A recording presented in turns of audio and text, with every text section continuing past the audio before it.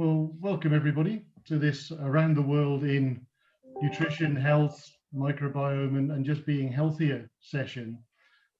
2020 has been very different for everyone. I think no matter where in the globe you are, it's been impacted and we've had to do things differently. But one of the things that's come out of that for one nucleus, as we put things like our Genesis conference together, is that we've been forced online, but that means we can connect around the world in a way we could never bring people physically together to have the same conversations. So taking advantage of that encouragement, I'm delighted tonight that we have 4 experts on microbiome and precision nutrition to really have a discussion, I guess, around where the field is and what's driving it, what's impacting it in terms of wider society, and perhaps a little bit about what the future holds. So enough from me at this point. I think I'll maybe ask Lindsay Hall to introduce yourself and start setting the scene. Perfect. Well, thank you, and thank you for the invitation to talk, and good evening or good morning, depending on where you are in the globe. So I'm Dr. Lindsay Hall. I'm the microbiome group leader based at the Quadram Institute in Norwich in the UK. And we've got a particular focus in understanding the early life gut microbiota and how different external factors, including nutrition, basically what a baby eats, how that impacts their early life microbial communities and what the short and longer term consequences are for their health. Thanks, Lindsay. Should we come to Thomas next? Sure. Hi, everybody. And so my name is Thomas Gurry. I'm co-founder and CEO of Vestabiosciences. And my background is I'm a computational biologist by training. I spent about 8 years at MIT training there, and then subsequently doing work in microbiome, translational microbiome studies, particularly centered around diet. And so my personal research interests, which eventually turned into this startup, are centered around fermentation of dietary fibers by the gut microbiome. So specifically, dietary fiber is non-digestible by human enzymes, and as you probably realize, it travels all the way down to the colon where it's fermented by bacteria.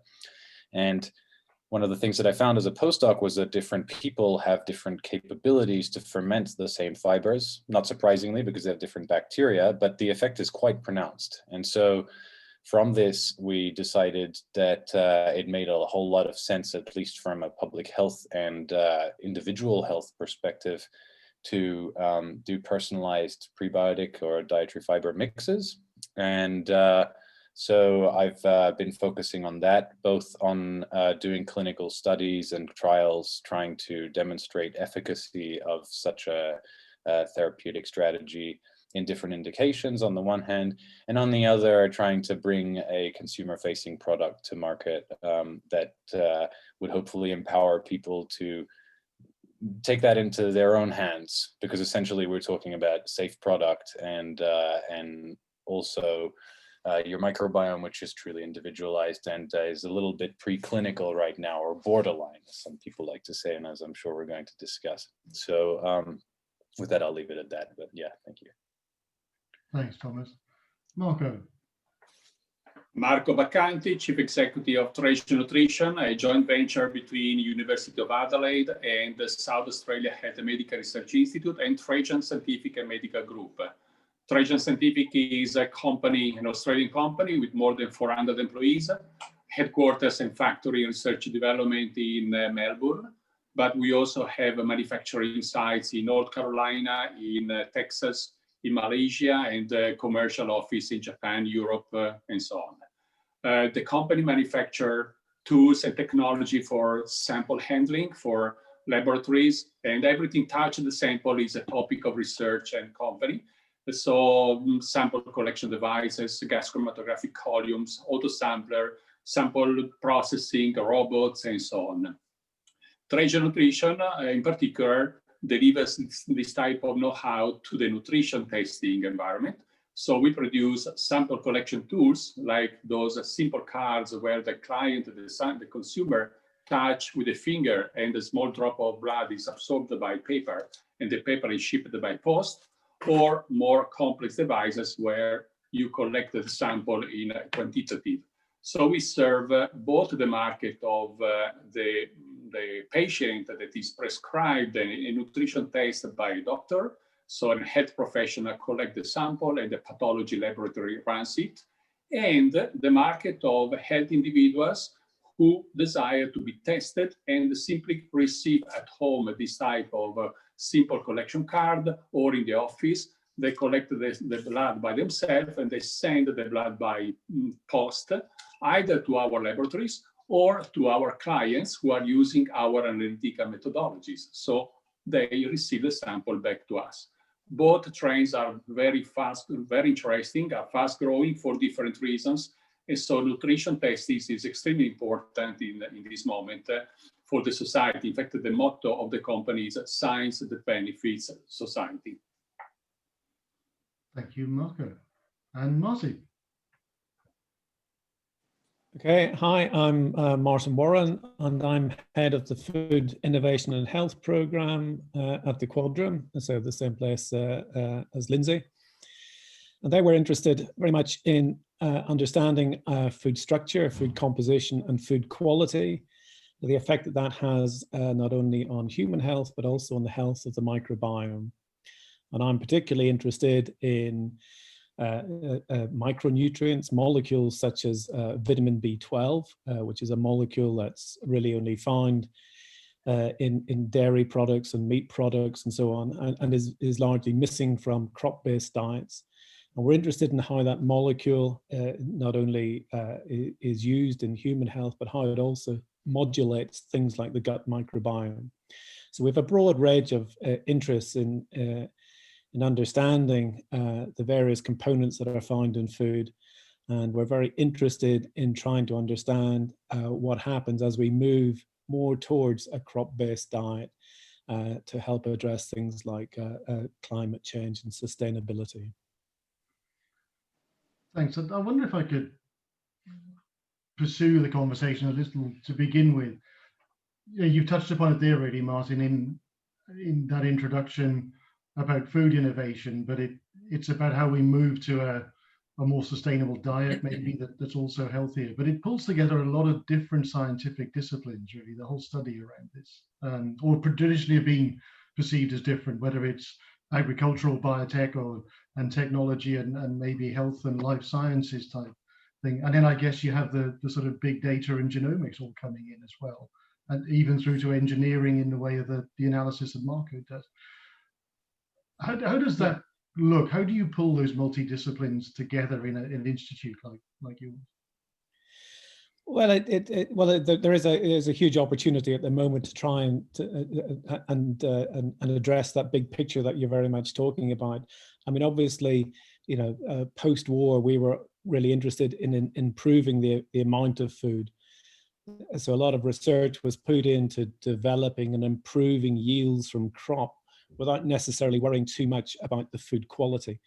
And as we've moved now, there is so much food that's available, but it's not necessarily of the quality that we want. And we are now in not only in a viral pandemic, we're also in a health pandemic crisis.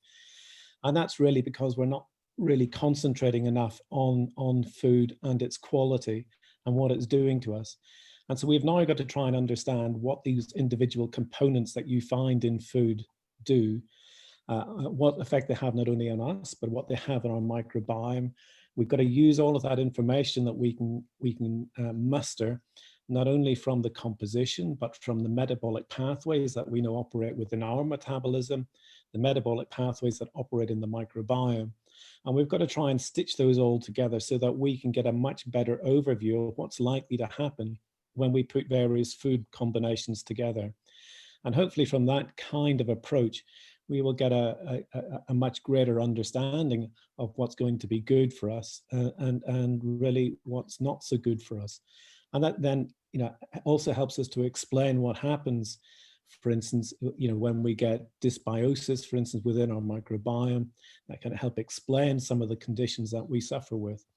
So you are right, there is a wonderful opportunity to do that. And within that, you then set yourself into the whole area of personalized medicine, But we've got to bear in mind that our medicine is not just for us. It's also got to do with all those microbes that live within us. Yeah, you remind me there of an event we did a few years back. We had someone, it was all around genomics and progress. And the keynote speaker at the end was summing up what he'd heard over the day. And he said, you know, and he was really getting interested at that point in the microbiome, having come from stem cell engineering and research. But he said what really interested him was that all day people had talked about the human genome, and genomics said it could well be that your health is going to be determined by a genome. It may not just be your genome though. And it kind of resonated with, I suppose, the field has fascinated me ever since. So, I mean, on that side, I mean, Thomas, from Martin's point there about how all those things are coming together, how does that look when you're in Switzerland? I mean, is the landscape similar there in terms of pulling all these things together, or because it seems very much front of mind policy here? Yeah, I mean, it's an interesting question I hadn't really thought of in those terms before, but I think having come from the States, which I think is more similar to the UK in its avant-garde sort of thinking about integration of different academic disciplines, this is still something that they struggle with a little bit in Switzerland, except in the engineering schools where they're a lot better at it.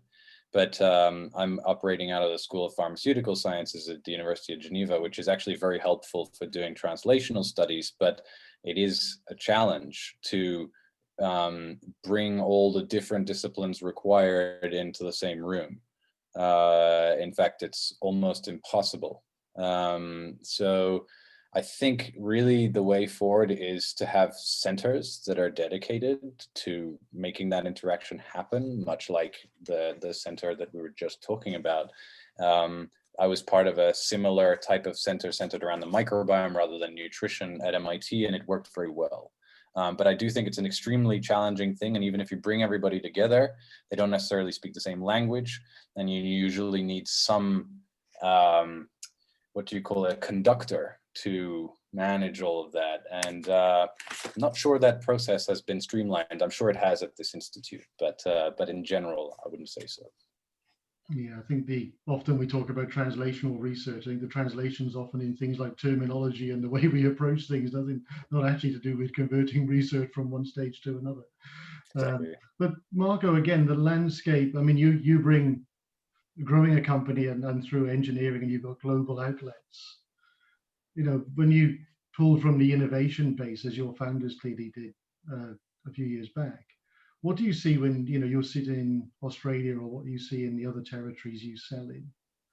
Is there a sort of a real acceptance that this is the way forward? There is acceptance, but it's still a pioneeristic environment. It's still quite new. Everything is starting now, but it's a fascinating moment. So we are experiencing a big growth of interest from these type of trends. And think also how these new trends are correlated each other. Think how nutrition impact on lifestyle and consequently on non-communicable diseases, which are the major burden that we are now fighting this moment. And think how nutrition itself is not enough to describe the impact on non-communicable diseases. So now there is a growing evidence in Australia, but all over the world, about the 4 determinants of lifestyle. So nutrition, physical activity, and stress and mental health, and abuse of substance. No, so now it's not anymore the complexity of nutrition itself, the multidisciplinarity of the nutrition itself. There is another dimension of multidisciplinarity between all the factors that are impacting on non-communicable diseases, which are metabolic diseases, cardiovascular, certain oncologic diseases, and neurodegenerative. So these 4 determinants on 4 NCDs are all multidisciplinary, are all multi-stakeholder in terms of delivery of solution to society. So there is this very interesting new trend, a new discussion that is merging between industry, academia, and government to find a modern way to deliver lifestyle solution. So you ask about Australia, there is a strong discussion here but it's a global conversation. Yeah, I guess that's what I'm sensing. And Lindsay, actually, you know, as Marco touched upon, there's a number of disease states and disorders where this applies. And I think often when we think about healthy or being more healthy, it often turns to healthy aging, and people look at that end of the lifespan, whereas you're much more been in the early years of that. So, you know, I hear and I read, as a sort of non-expert in this space, I read about food relevant diseases and where it impacts through people's life cycle.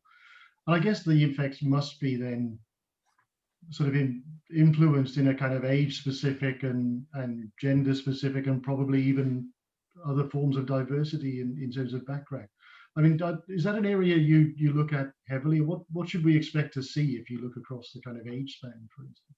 Yeah, no, absolutely. You've always got to think about kind of where you are in terms of life stage. And yeah, we focus mostly on the early life developmental window. And that's because that's when you pick up your first kind of, you know, inoculation of these microbial communities, and when they first start interacting with their host, with you. And it's also an incredible time for physiological programming, immune programming, you know, metabolism, everything's basically happening. We like to kind of think across the first 1,000 days post-birth. So, and there's many different studies now indicating that kind of, I guess, the nutrition that goes into the baby and the microbes that are present in the gut, and then utilize those specific dietary substrates, it almost has an oversized role both in the short term, but in the longer term as well, because the ecosystem's just getting up and running. You've got big dietary changes happening across that period, moving from a milk-based diet, and that might be, you know, breast milk or formula milk or a combination of both, moving on to the chaotic time of weaning, when there's lots of different dietary substrates coming in, the microbial ecosystem is going a bit crazy because of all of these other nutrients that are available to different types of microbes, and then post-weaning as well. And it's actually, I think we were particularly interested in that from looking at, I guess, nutrition and very much fixated on what is it about that nutrition, and what is it about, for example, the enzymes that specific microbes encode that enable them to digest, for example, human milk oligosaccharides that you find present in mother's breast milk, what that evolutionary interaction is. And it's really important to look at it at that really fundamental level, particularly if we are going to want to develop things and bring them to the market, move into the clinic.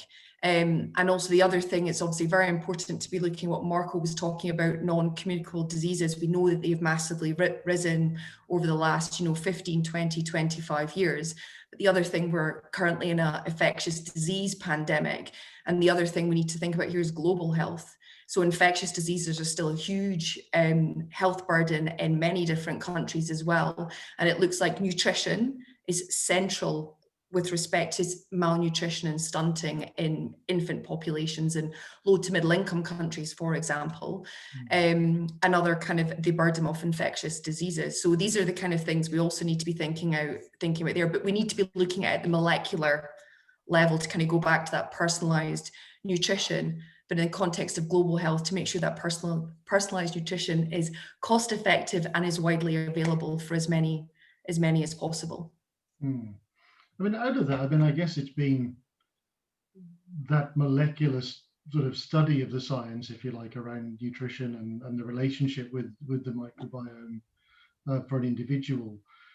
When you look back, the field seems to have come an awful long way in a relatively short space of time, or at least in terms of visibility to someone not in that part of the sector. Do you think there were key advances in technology or events that kind of triggered an explosion of interest in microbiome and nutrition? What sort of triggered that visibility or activity, I guess, which presumably links then back to funding of research as well? But I don't know if one of you would have a view if there was it's always hard to point to a moment in time, I guess, but was there a key advance that you felt that moved that? Thomas, do you think? I'd happily volunteer. One, at least, is clearly next generation sequencing was a huge one. I think that's, you could put it to the year that's when people started analyzing the community. because you could do 16S sequencing, for example.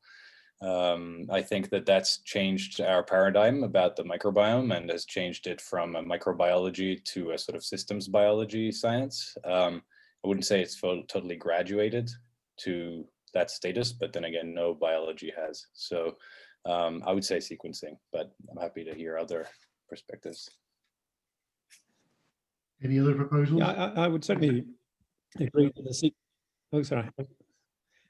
I was going to say that certainly sequencing was a major advance, and I think that coupled also with the ability to develop colon models of the GI tract microbiome, you know, was another key development, because then that starts to allow you to interrogate what's going on through feeding individual components and adding or subtracting from it. So a combination of those things, and then being able to dig deeper into the data, getting the metagenomic data and so on. And you know, and I think you know, that then allows you to start to really open up and see the vastness of the problem that we've got to address.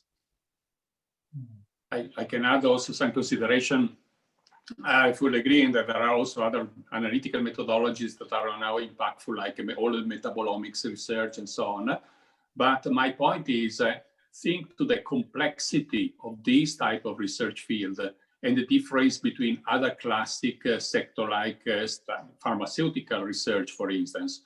The complexity of any nutrition study, because of the complexity of the biome, the complexity of the type of intake, and so and the impact on genetics, is so big that a clinical research in nutrition studies really requires a huge number, a bigger cohort of patients in order to deliver data that are comparable, reliable, where we can work on it.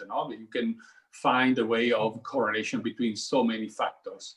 This impacted to another sector of research, which is how this clinical research made on huge cohorts becomes possible and cost effective, because otherwise, if you apply the standard methodologies that are developed for pharmaceutical research to nutrition studies, it will become impossible, because it will be so expensive that we never have enough data to realize it. So there is another sector of research, which is analytical methods that must be developed in a way that are cost effective, in a way that are able to generate a big amount of data that you need to get some pattern, to get some understanding in such a complex environment of nutrition studies, because you have to correlate so many parameters. Think to the microbiome, how many different parameters are involved. So this is my point. And so there are many horizontal technologies, and there is a structured research which is rationalizing analytical methods, produce big amount of data in order to allow the data processing is the next step. It's interesting. I mean, actually, I don't know, it's interesting when you think about the sort of pharmaceutical science going forward. I guess, Lindsay, you talked and spoke about the way that the metabolites and metabolomics come into play, and the way that food or from milk is maybe different depending on stage of life cycle and stage of development. Does that also give an indication of potential sort of markers of early stage disease states that you can start to pick up from those fingerprints? And where's the sort of state of the art in that at the moment? Yeah, I mean, that's obviously really important, kind of using potentially the microbiome or metabolites as biomarkers to predict kind of risk of development of specific diseases. And certainly within the early life window, you can normally have a look at a microbiome profiling, and then you can probably tell if that infant was born by, you know, natural vaginal delivery or born by a cesarean section. And then there's big kind of epidemiological studies that indicate that, you know, C-section babies have a higher risk of allergic type diseases when they're older. And more recently, some, I guess, microbiome studies that are suggesting that specific bacterial groups of bacteria or specific metabolites might be strongly correlated with that risk. But at the moment, we still don't know if that, you know, if it's chicken or the egg, and if it's cause or consequence. And that's one thing. I think longitudinal patient studies, I completely agree, huge what Marco was saying. For nutrition specifically, we need really big cohorts, but we need longitudinal cohorts as well to interrogate those differences over time, because we're all exposed to so many different external factors in our day-to-day lives, that it's understanding what is, I guess, normal baseline over that period and healthy, and then how that potentially could be perturbed and kind of change the microbial community. So I think there's huge kind of scope with respect to looking at specific metabolites or microbiota profiles in terms of risk of disease. But I still think we need to understand what the mechanisms are behind that.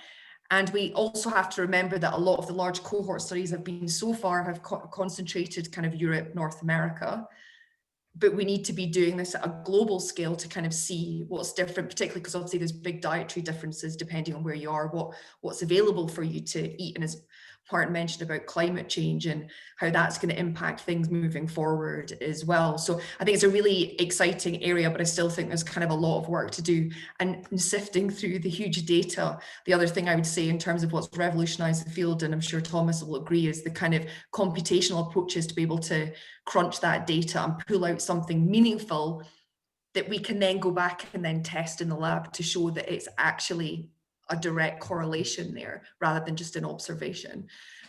So really exciting, but I think, well, I mean, good from our perspective, but there's still a lot more to do and a lot more to explore in this area.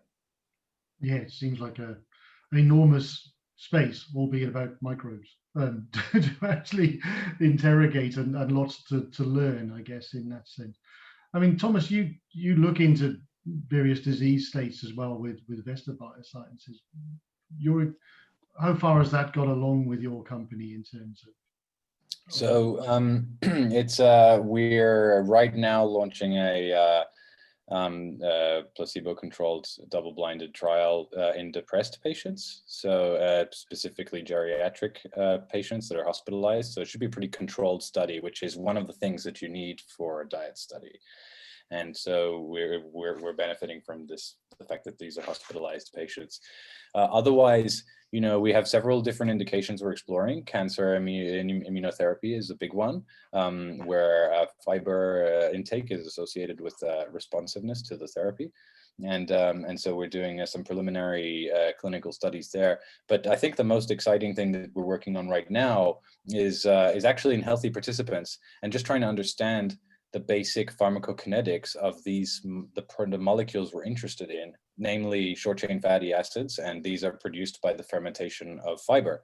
So, you know, at the end of the day, we haven't really looked at that process in a sort of continuous time manner, and understanding the sort of temporal dynamics of these molecules in the blood in particular. So we're actually doing a study right now where people are taking particular supplements, fiber supplements, aimed at boosting a particular SCFA, and measuring that through time at very high temporal resolution to try and understand what those pharmacokinetics look like. And then with that, we would be able to extend to patient populations and do, you know, say 2 time point studies, which are much easier to scale up when you have a targeted metabolite and you have some understanding of the kinetics inside the body. But I'm using a very, very well-defined problem. And unfortunately, in microbiome science, sometimes we don't have such a good target. It's because it's a low-hanging fruit target that we're able to do that. And Martin, I guess, right the way across sort of innovation in food as a whole program, you know, the sort of how you then sort of encapsulate or integrate the knowledge we're learning. I guess a lot of it comes down to education then at some point, is to get people to change what they're doing. Yes, yeah, and that education has to extend across the whole spectrum of the country. So, you know, in general, you know, nutrition is incredibly poorly understood, not only in the general population, but even, you know, in the medical profession, because nutrition is one of these things that's dropped off the curriculum. And so, you know, medics get a minimal introduction to nutrition. And I always use the example, you know, my daughter, she doesn't mind me telling the story now. She used to when I started telling it. But she was vegetarian, and she decided to go vegan for a while. And but she went. She got very ill. It was in the middle of winter, and she went to the GP, and they took a couple of bloods and so on. They came back to her and said, "Look, you know, we've looked at your bloods. Your vitamin D level is very low. It's not surprising. She's of Irish descent. I'm Irish. Middle of winter, she's all wrapped up. Doesn't see any sunlight. Vitamin D's, you know, it does require either supplementation or some kind of light to ensure that you get the appropriate levels." And so they gave her a prescription so that she went and got some more vitamin D tablets. And they said, "Oh, by the way, we looked at your vitamin B12 levels. We think it's a bit low, but we're not really sure, but we're not too worried about that." I said, "Well, what was your B12 level?" And they said, "Well, it was 100 picomolar." Now, actually, that is a really low reading for B12. And what they should have done is they should have taken her straight down to the clinic and given her a B12 injection. But they didn't. They didn't understand the significance of B12. And actually, she was pale. She was looking anemic. She was claiming or described herself as being quite weak, and had a fuzzy tongue. All of these things are actually quite well-known symptoms for B12 deficiency. But it wasn't recognized. And so we've got to find a way of ensuring that, A, we can get results integrated better, and ensure that people are much better informed. And things like, you know, and nutrition, you know, is so important, especially during the times of a viral pandemic such as this, because nutrition is so important to ensure that we have a healthy immune system. And I'm sure that a lot of the reasons, I mean, and a lot of the dietary studies that are coming out now, I mean, there's been several vitamin D studies, which you know, are really correlating and showing the effect of poor nutrition and severe viral infection. And so hence we've really got to understand and educate ourselves a lot more on the importance of having a good balanced diet, complete with all the broad spectrum of nutrients that we need. I guess, Marco, that sort of brings me on, in some ways, your experience of those two parts of, or the two markets, I guess, that you're active in. On the clinical side, you know, what's that interface like for you with the clinical profession? The interface are usual, so there is I agree, medical profession have a lot to learn about nutrition. It's not the classic way they approach the problem. They are typically thinking to small molecules, pharmaceutical, and delivery of pills to treat a specific situation, while nutrition is more holistic and is difficult for them. So there are discussion, and the interface between us at Trajan and the market are through the pathology laboratories, because they are the natural client, and through them they are developing analytical solution for the medical professionals because of the interaction of the market. No? So our collaboration is to develop analytical method and to provide the tools to the pathology, and then pathology are explaining the importance of nutrition tests to the medical professional. But there is the other trend, which is probably more promising. So the society is now starting understanding the importance of nutrition and the importance of nutrition testing. So there is a new trend which is very promising and very useful to address the issue of the lack of awareness in society and several mistakes that we are doing in our everyday life when we decide about our own nutrition. And this new trend is the alternative to the medical sector, which is the health individual, the so-called wellness. So I can report important discussions we are having with partners in the corporate wellness industry, for instance. So those organizations that are helping corporations or big organizations to deliver services to the communities of their members, like employees of corporations or members of big organizations like government organizations, universities, and so on, to deliver support to their members to have a better lifestyle and to treat them in a way that to reduce the risk to develop health issues. Nutrition, of course, is very important. So what we can see in the future is that healthy individuals will be offered way to periodically test the concentration of certain important biomarkers in their blood, like fatty acids, as we mentioned, vitamin D, as we mentioned, and other biomarkers, in a very user-friendly way, in a way that is not prescribed by a doctor because of a certain risk of pathology, but simply is a preventative activity that you do as a healthy individual. And there will be a facilitator on this trend, which we can mention the corporate wellness industry, for instance. We can see the future where health insurance will take care of it, because of course, if they are helpful to treat the community and to make them a community healthy and more aware from the nutrition, they will generate less issues and less claims to be paid after it. And the third, the potential determinants are companies that are now selling nutraceuticals and supplements, which will transition to a model of personalized nutrition. So before selling a vitamin, I will offer you the opportunity to get tested to see if you need and how much you need of it.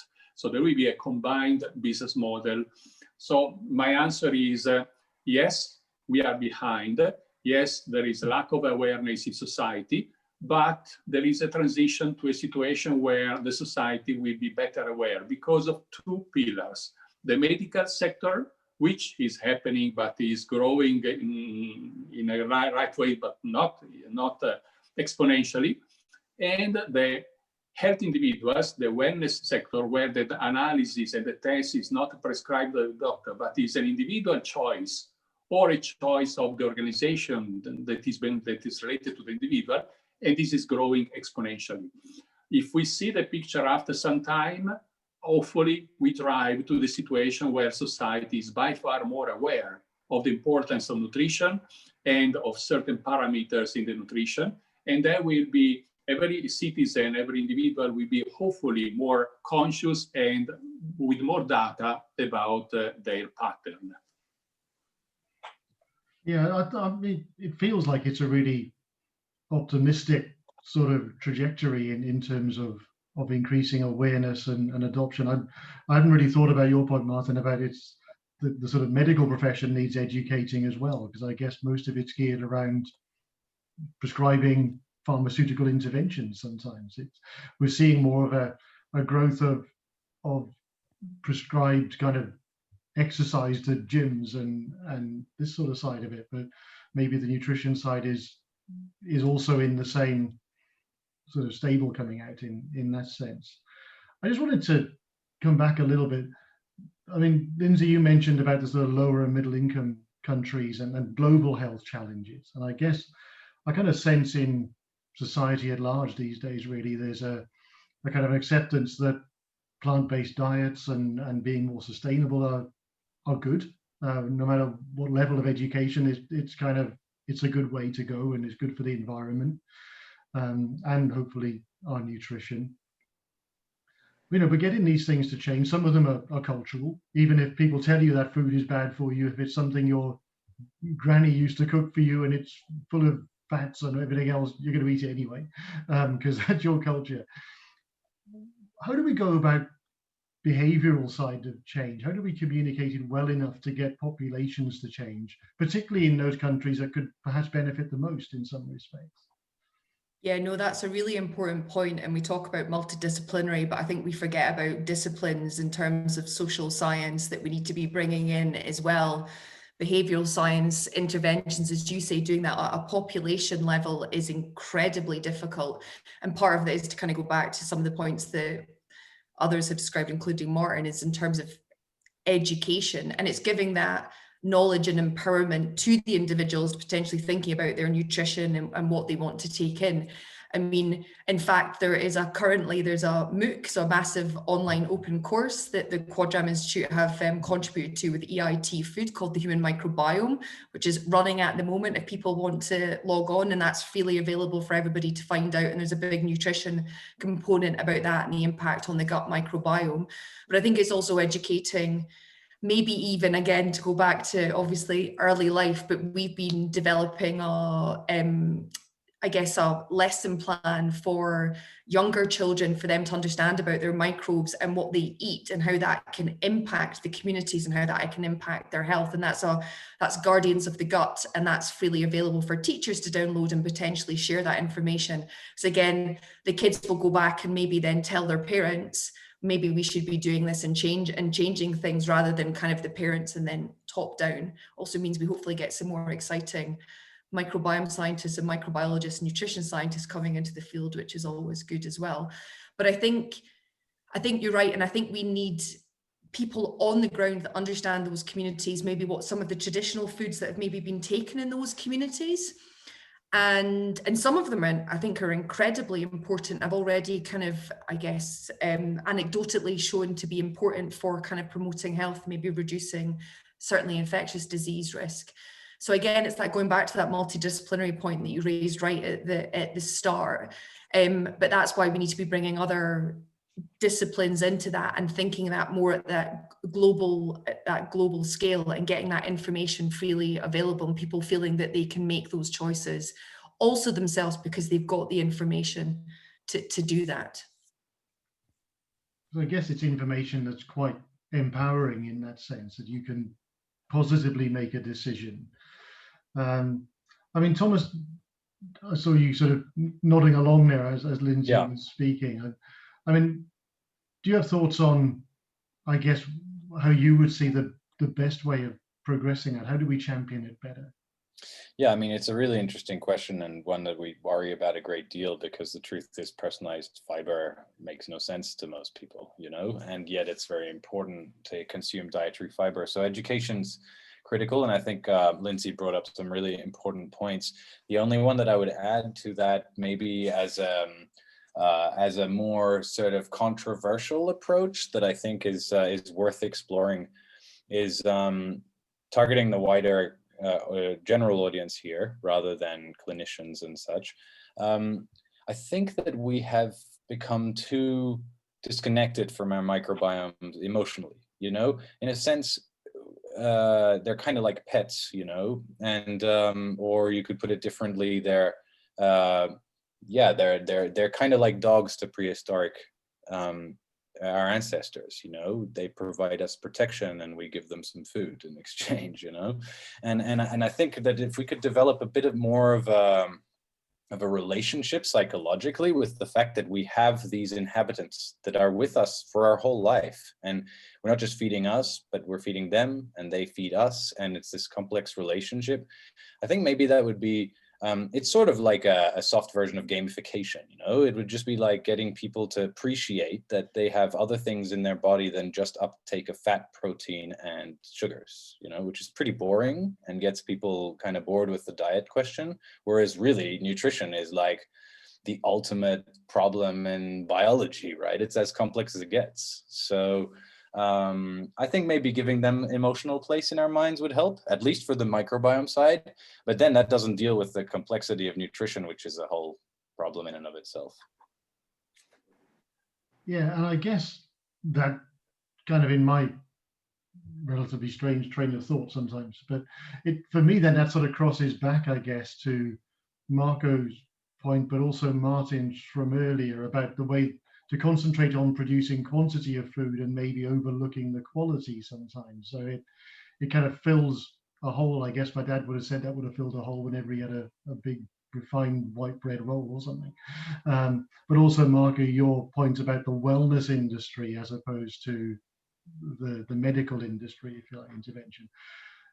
Martin, do you think there's elements where we see, and I guess COVID has been put up as the latest example of that, where less affluent areas and deprived areas have seemed to have suffered worse with COVID in its impact. Do you think that part of that, or a contributing factor, is maybe the fact that because less good quality food is cheaper and bulkier, and therefore the diet isn't as good and the immune system therefore isn't as good from all ages? I'm sure it's a contribution. And you know, even on a global sense, there is so much hidden hunger. That is, we eat an abundance of food, especially in this country. We have an excess of food, but we don't necessarily look to see if we've got a balanced diet. And so we can feel full, but it doesn't mean that we're nutritionally complete or replete. We know globally, a third of the population, a third of the world's population are deficient in iron, a third are deficient in zinc, a good 25 to 30% are probably deficient in B12. And we can go on and on and on and highlight so many things. And we've got to find ways, and this comes back to being able to monitor ourselves, and as Lindsay said, to empower people to take an interest in our own nutritional health. And we can do that, and we can do that through the development of personalized reporting devices. We've heard a lot, especially in COVID, about lateral flow devices, but we can make those available so that we can look at various nutrients and various other small molecules that are going around our body. So we have the technology. We've just got to try to find a way to make it both affordable and interesting enough so that people actually want to take control of what it is that they're eating and how it can actually improve their lifespan. I mean, it's amazing that people will eat so much, and they know that it's bad for them generally, but actually it's the quality of life that they're going to suffer. It's going to take years off their life, and it's the quality of the life. They're going to be on medication for the last 20 years of their life. I mean, why would you want to do that? And this is why we've got to find a way of persuading people that there is a better way to live. We can look at other countries, and they have much better ways of controlling the way that they eat, and some of that is passed down, and we've got to find ways to do that too. I mean, this gets you into the whole food system argument. You can go down to the supermarket and pick up a pineapple for £1. Now, you try and return that pineapple from where it came for £1, and you'd be doing incredibly well. So how does any of this make economic sense? So there's a whole broader argument which gets really interesting. But no, we do have to find ways to ensure that people take much more care and interest in their nutrition. And I guess, Marco, that's part of your challenge, I guess, in terms of the commercial strategy of addressing those barriers that are partly educational or generating an appetite to want to have your nutrition more personally understood, but then producing the testing approaches at an affordable level that they become mass popular. I mean, how do you balance those things? Because I can see economies of scale, but actually it can't be easy to produce complex pieces of kit at a low cost. It's an interesting question. So we must have a cross-side strategy, one eye looking here and now to how to deliver analytical methods that are cost-effective and able to produce enormous amount of data, because the complexity requires this data, and if you apply the standard method, it will never be affordable enough. So there is a disruption in the way how you deliver testing, in terms of sample collection, in terms of method of robots to analyze, to sample processing and analytical methods. And there is the other eye that is looking at long-term, at societal level, which of course open discussion that are more sociologic and political and so on. Like, for instance, what you can expect from a government action to influence these type of things.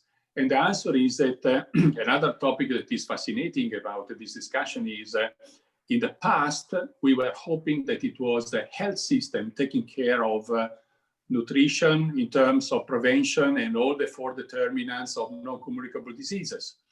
And we were hoping, I remember discussion in World Economic Forum 15 years ago, thinking to the evolution from the current sick care model to the future healthcare model. We were hoping that the budget of the governments for healthcare would be enough for this transition. Today it's evident every year we progress is that the sick care model is there and by itself is not sustainable. So we cannot expect budget from the government to help a population to better deal with nutrition, to be educated, to get tested, to get prescribed with the test, because it's not affordable. So there is another drive in the society that should be exploited, which is, as we said before, the second pillar, the wellness pillar, which is the money that all of us health individuals are happy to pay to collect data about ourselves when we are healthy, and we want to control us. We want why we buy this wearable to check how many steps we do. We buy wearable to control the quality of our sleep. So we will buy tests for our nutrition in the same way. So there will be an opportunity to challenge and to stimulate this part of the society beyond the medical structured policies, because we cannot expect too much for them because of the stress of the budget and all the other issues that the sick care model has to deal with. The wellness side of society should be exploited. And that will be faster because it's already happening, because all of us as individuals, at least in the OECD countries, are driven by desire to better know about ourselves, to better be aware about our wellness. And this is probably an easier way to deliver better education, more data, better awareness, which ultimately will lead to better pattern of lifestyle.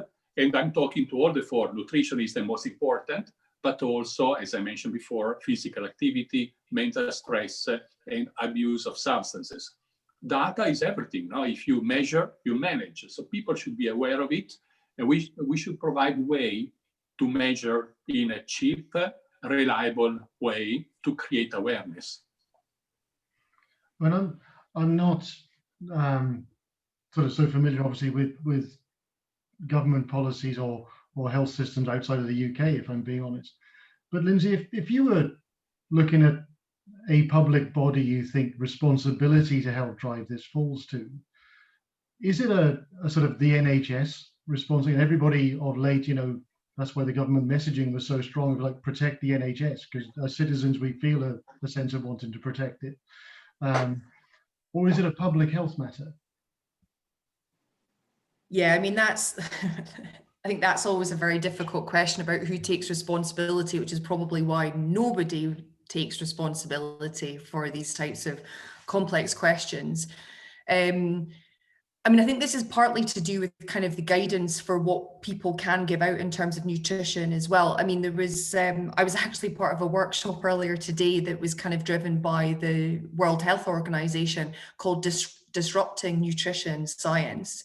And for them, they really want to have additional, more specific advice that they can give out to governments, to public health agencies, to countrywide kind of healthcare systems like the NHS, about some of the things that should be done to potentially improve nutritional health for different conditions as well. It was really, again, that was very bringing in different disciplines to kind of see how we could kind of work together. And that's been interesting, bringing together from crop scientists, because as Martin was talking about the quality, it's not just about the bulk, but it's actually what are the nutrients produced, and also where's that crop grown in the world, because the soil content is also going to impact what nutrients are in said crop, climate change, etc.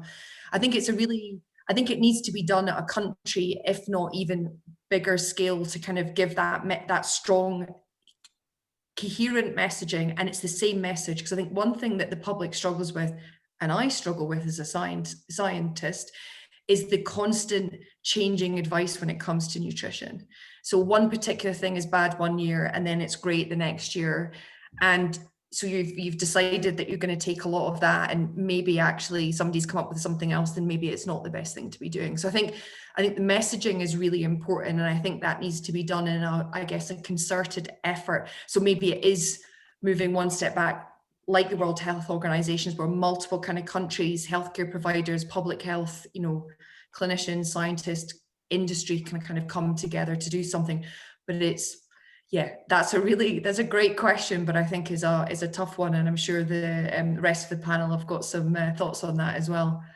Yeah, I was going to say, what's the views of others? Because I said my view is slanted because of being here in the UK. But I know, Thomas, what do you see when you look at that dilemma? Well, I suppose it depends which side of the question, because there's a lot that government can do in terms of, both education and imposing certain standards in certain places, like public schools. I happen to be very lucky to live in a country where nutrition in public schools is exceptionally good, and that really goes a long way, because it gets people attuned to the question. But I think that the government, and whether I could tell you, I couldn't really say public health or NHS type situation, but what I could say is that we need that scale to tackle the problem, because, one of the things that we could do, for example, with a lot of money in the form of a government initiative is to systematically query the dominant strains in the microbiome in response to every nutrient that it can encounter.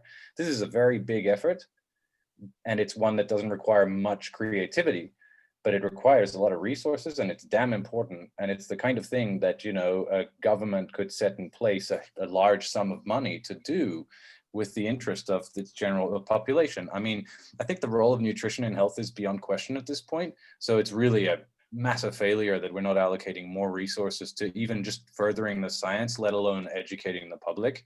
I know it's not an answer to your question, but I do think that there's a role for government to play in terms of pooling resources and getting people to make a concerted effort that's not going to result in a Nature paper, but it'll result in a huge database, something like that.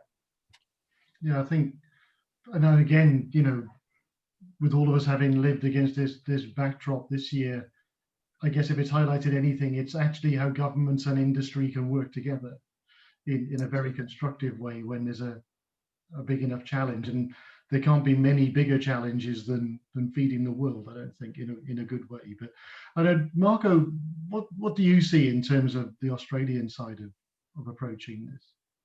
Well, there is not much happening. The government is not better than others in addressing this type of topics. There will be a big space of improvement in this direction. And so the situation in Australia is not particularly better than other OECD countries. Generally speaking, I've been studying also before joining Trajan Nutrition. I've been studying these topics and been dealing with these topics for many years. And I must say that we are quite behind in terms of awareness, in terms of way how the governments are addressing these issues. And Australia is not an exception. And Martin, I'm sort of circling back round, I guess, to that multidisciplinary or multi-sector approach. Is there a role on the sort of agriculture and crop side to incentivize growing healthier foods or healthier foodstuffs? Yeah, I think there certainly is, and I think there's certainly a very strong reason that we should be looking to be much more seasonal and in looking at what we eat and where we get it from. So I think Lindsay alluded to this, in that we should be looking to to maybe be much more local in terms of acquiring our food and bearing in mind the quality of that food, because that has all kinds of implications for not only the cost of production, but the carbon footprint that's associated with it. So it is a really complex question, because we in terms of what we can do. I think obviously providing healthy food is one thing. We've got to make sure that people understand that strong relationship between the, what you eat, the amount of exercise you've got to do, how, and again, as Lindsay highlighted as well, this is it's a multidisciplinary approach that that science almost plays a minor role in, because it really is a social science area involving areas of psychology right through to the food systems and how we need to change that. And I know there's a big move from government at the moment to try and unpick our food systems and see how it can be transformed. And but it is when you think about all the logistics of how we farm and how we produce our food, and the ways that it's been done, and the changes that we're moving towards, we can't help but move more towards, to maintain our environment, we can't help but move more towards a crop-based diet. So therefore we've got to be able to make sure that we have the ability to produce all of that crop-based protein, for instance, so that we can add that as supplements to ensure that people have the right composition of amino acids and so on that they need to for their nutrition. So and we've got to make sure that government then backs that up and builds the appropriate or helps facilitate the building of those kinds of production facilities. So as I said, it is a complex question, but but it needs to be addressed, and it needs to be addressed very carefully. I'm conscious I've taken up a lot of your time, and thank you for sharing your insights. Just as we're recording this, and it's only a couple of weeks before Christmas, I'm sure you've all diligently written your Christmas list and posted it off. I'm just thinking from a nutrition and change perspective and research. I'm just going to come around and ask you, what was at the top of your wish list for Christmas? So maybe I'll start with Thomas. From a research perspective? Yeah. Gosh, that's an interesting question. I would like to, it's a fairly pointed question, but there's an association between response to cancer immunotherapy and fiber intake. No one understands the mechanism behind that. And I would love to even just hear anything about where that mechanism's coming from, because I think it would open a whole world of what fiber can do for us beyond just, what we already know. But that would be me. And Lindsay? Oh, that's really, really tough. I guess it would be for me looking at, again, with kind of my early life hat on, but looking at kind of adaptation of microbial communities in infants, but in different geographical regions, and understanding the similarities and differences, potentially to come up with new either regional or kind of country-specific therapies for at-risk babies to kind of reduce the incidence of stunting, malnutrition, and infectious diseases. So just a small, same as Thomas, we've only got small Christmas wishes coming up. And Marcy? Definitely trying to promote better interactions between science and clinicians, trying to get that interface sorted out so that we can appreciate what they do and they appreciate what we do, and try and grapple some of these really major issues associated with sort of hidden hunger. And Marco, I think time zones mean that you'll be getting your presents before the rest of us here in Europe. So what are you hoping for? Well, I add to what Martin said. You mentioned science. I've been medical professional science. I mean, science to benefit people. And I elaborate saying people that will be better aware about the importance of the nutrition in general, better educated, and in particular, people that get better tested, better data about their everyday nutrition. This is my dream, science that benefit people.